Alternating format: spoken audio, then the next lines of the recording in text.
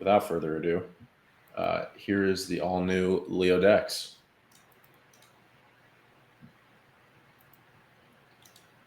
So you can see here, I'm actually covering some of it, but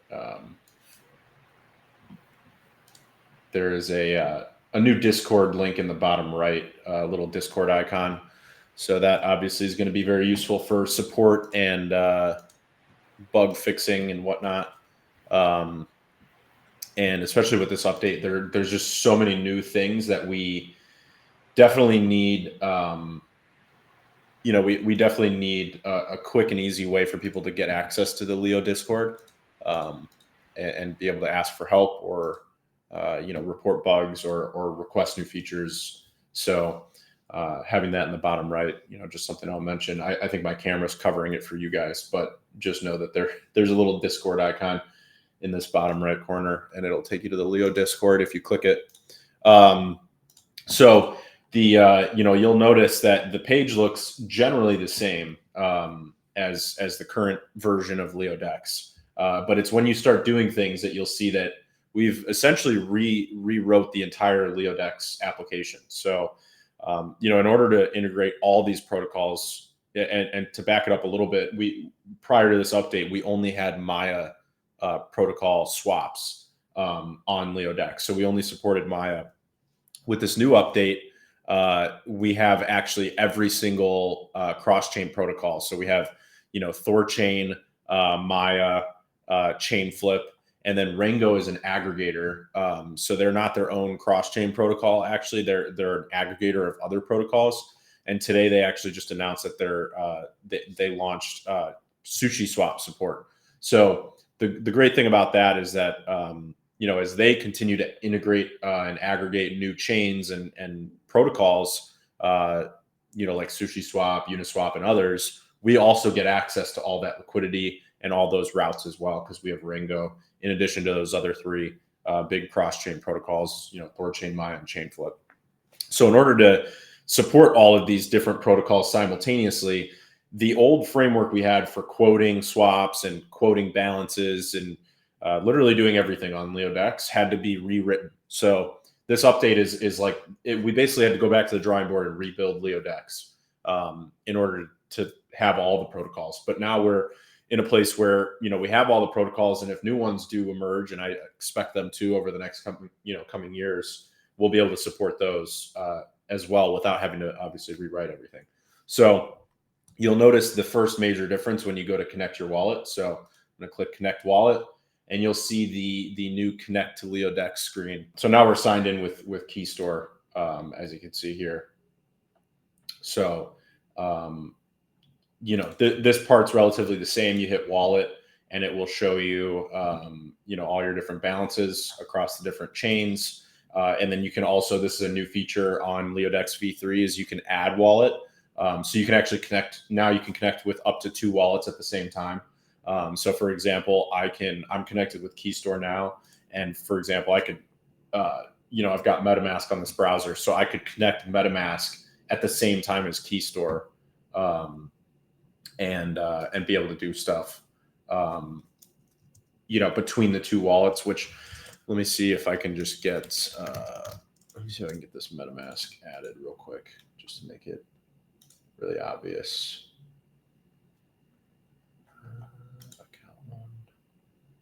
All right. Connect wallet. You'll see there's a new animation too when you're connecting. You just hit confirm in MetaMask. All right. And so now you can see, so again, just showcasing the multi-wallet connect, which is actually something that a lot of other cross-chain UIs don't have. Some of them have it, some of them don't. Some of them have it, but it doesn't work. It's definitely a hard thing to develop. So, it took us a while to get this kind of working well, and, making sure that it was kind of a seamless user experience, which, is going to be our focus with LeoDex, is making, making cross-chain really accessible to the average user, very similar to how we made InLeo, for Hive, making Hive accessible to your average user and more understandable, is what we're doing with LeoDex. So, so this multi-wallet support is honestly really good. It works super well. So another new feature, just while I'm here, if you hover over the balance of an asset, this is a new thing in V3. It'll flip. You kind of see my cursor right now in the share. It flips it to the USD value of that. So for example, you can see the USD value of the Leo when I hover over.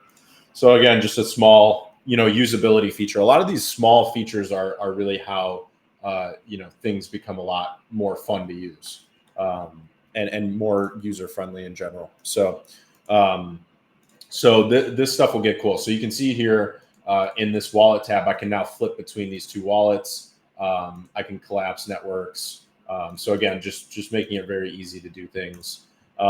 Here's where the magic kind of happens is when you click options, you can see I can select between the two wallets. So when I go to do a swap and I select from the token selector, you can see my balances here.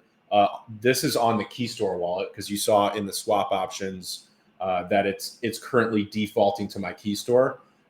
So if I go back to options and I select MetaMask and hit save, you'll see a nice little animation here to show that I switched to MetaMask.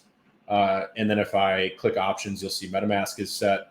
And then now when I go to select assets, you see that the balances are sorted. And by the way, this is all sorting based on what balances I have. So you'll actually see that the balances all changed. The reason why they changed is because now it's using my MetaMask as default, not my Keystore. So just keep that in mind that this option exists if you have multiple wallets and want to be able to kind of seamlessly switch between them. So let me go back to my Keystore really quick, and I'll show you something that's also very useful. So let's say I want to do a Cacao to Arbitrum ETH swap. So I can search assets. And by the way, I'll actually show this later. But let's say I want to do Arbitrum ETH. So I can actually type ETH, which will show me obviously a lot of different options. It shows me a lot of different versions of Ethereum on different blockchains.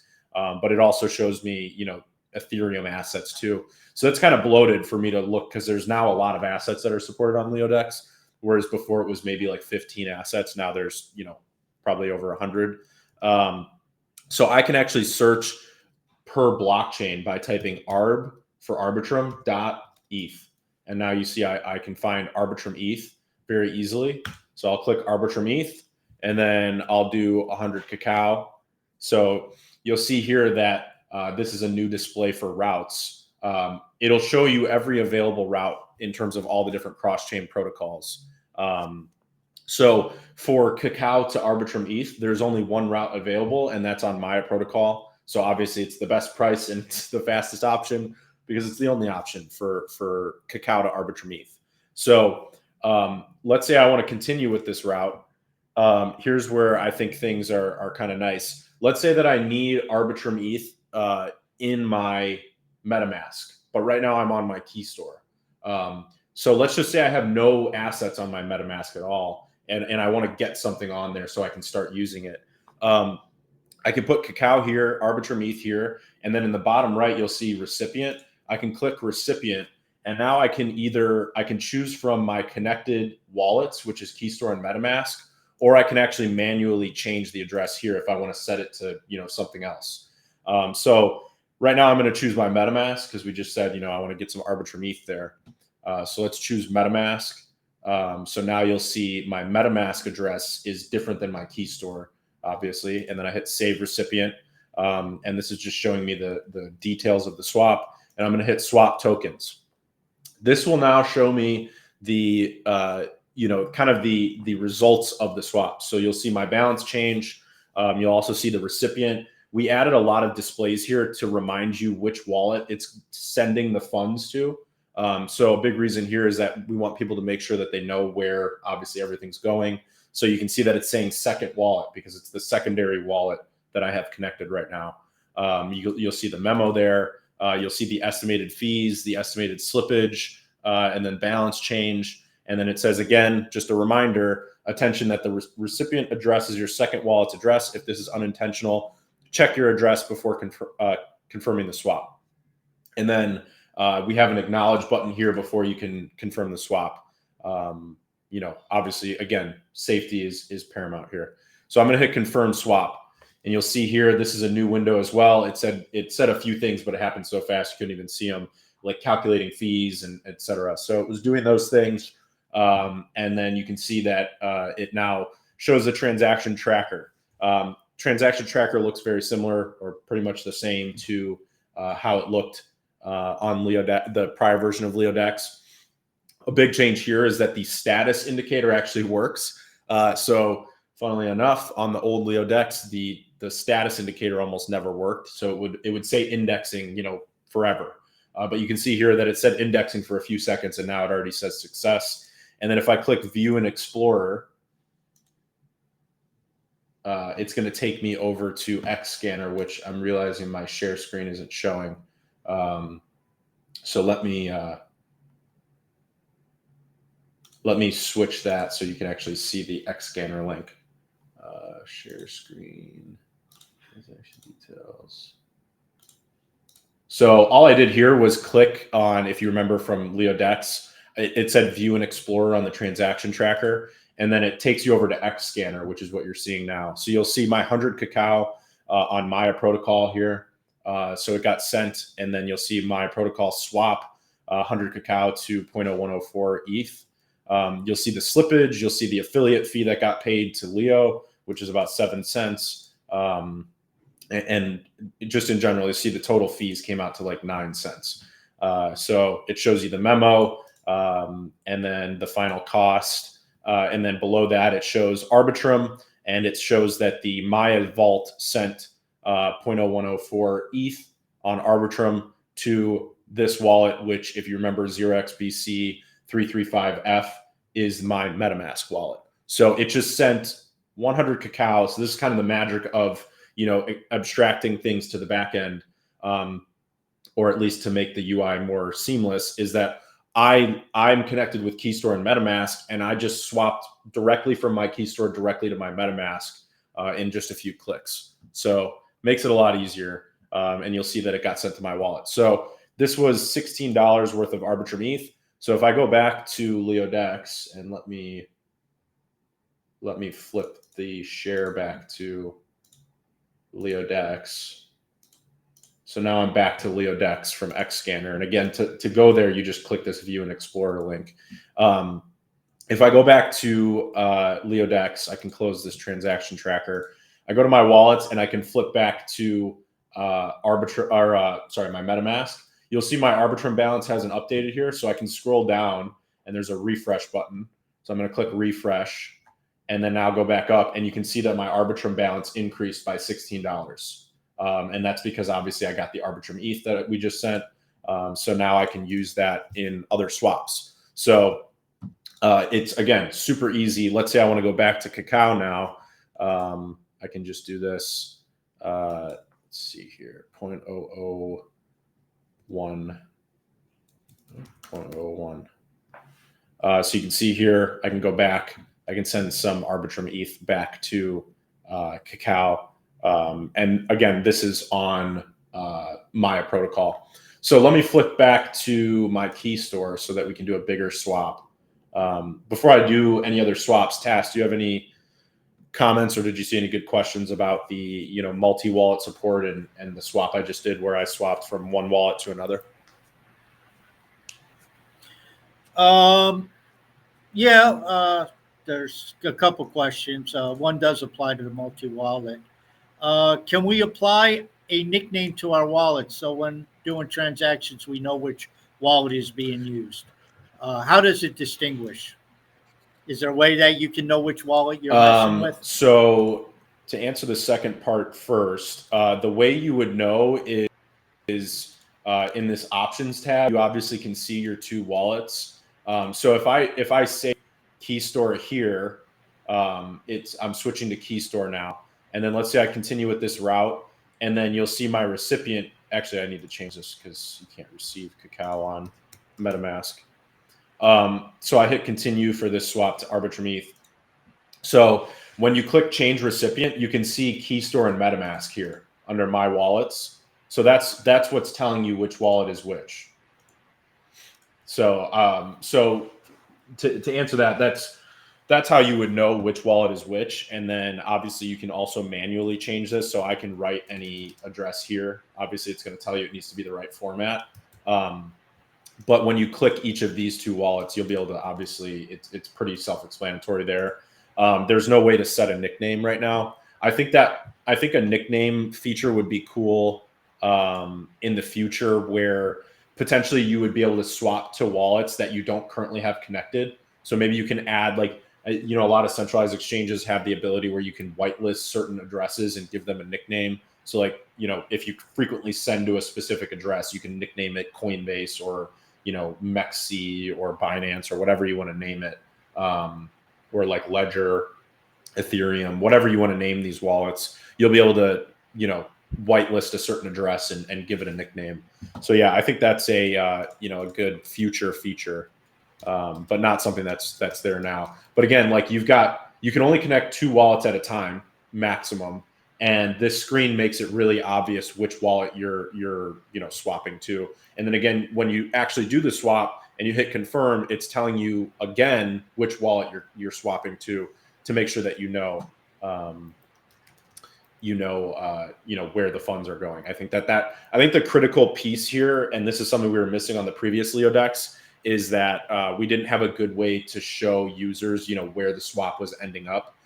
So I wanted to make sure that we had that for V3, especially with all these new assets and multi-wallet support. So next thing I'll show is here you can see multiple routes. So I'll showcase this because the last swap we did obviously only had Maya routes. So if you do an asset where it's listed on multiple protocols, you'll see them all, all the available routes actually listed to the right side. So our UI will tell you which swap is the best price, so which swap has the lowest fees and the least amount of slippage, and then which swap is the fastest. So and then it'll just kind of rank order them from there. So here you'll see I put in 15 ETH to 0.283 Bitcoin, which is about a $23,000 swap. You'll see the first route, which with the best price, is Maya, and you'll see the exchange rate here. You'll also see the plus or minus sign. So on Maya right now, you're actually getting a positive swap. And again, this just has a lot to do with balancing and pricing. So, it's just pricing the assets. Every protocol is going to price the assets differently. And it also changes in real time, because if someone else does this swap right now, then obviously the price on Maya isn't as good. So it's going to be changing all the time. You'll notice that if you sit on this page long enough, every 30 seconds, this routes tab will refresh itself. So every 30 seconds, it's fetching you it's doing it right now. It's fetching you the most recent pricing for each swap, just to ensure that you're getting obviously accurate data. So you got Maya here with the best price. So it shows you all the information I just said. It shows you the exchange rate. And then you can see here, it says $123.74. Those are the fees associated with the swap. So that's total fees, including the affiliate fee, any slippage fees, any protocol fees. It has all the fees listed there. So it's showing you what you're paying for this swap. And then it shows you how long it's going to take next to that, which is 58 minutes for the Maya swap. So if you compare this to the THORChain swap, which is right below it, THORChain is saying that it's going to cost you $149.90. So that's why the Maya swap is above it, is because it's giving you a better price. So you're saving like 25 bucks. And then to the right of that, you'll see the time on THORChain is 6 minutes. So on THORChain, you can do this swap a lot faster. However, you're going to pay $25, for that, convenience. I would look at that as like a convenience fee between the two. And like I said, these prices and timing is always in flux. So that can always change. So you'll see that THORChain is the fastest. Maya has the best price, but Chainflip actually kind of has a middle of the road swap. So it's worthwhile to like look through each of these really quickly, especially if you're doing a larger swap. So for example, here, we just went through THORChain and Maya. The Chainflip swap is going to cost you $130 in fees, and it's going to take 13 minutes. So I think a lot of people would actually choose the Chainflip swap in this scenario because it's kind of a middle of the road. Like it's taking 13 minutes instead of 58 minutes, and it's only costing you $6, about $6 more, for the swap, as compared to Maya. So yeah, it's just, and you can see it just updated again. So you'll see 1:30 here now, and 13 minutes. And then below that, you'll see the Rango quote. So the Rango quote is coming in, very similarly to the other ones. You'll notice that Rango is grayed out temporarily. So we're working on, something with their team right now, that's causing an issue for swaps. So, as of right now, you can do THORChain, Chainflip, and Maya swaps, and then Rango should be activated later today. Just because we wanted to make sure this rate limit issue was resolved before it goes live. So, but you'll still see the quote there. It just won't let you use it because we don't want it to get rate limited. So if you saw these options, I mean, it's kind of up to the user what you'll want. Like a lot of whales, they want speed. So, if they're swapping something and they need it quickly, they don't want to wait an hour to save $25. So they'll choose the faster option, even though it's more expensive. Or if if you're not in a hurry to do this swap, you can just choose the option that's 58 minutes and then you're good to go.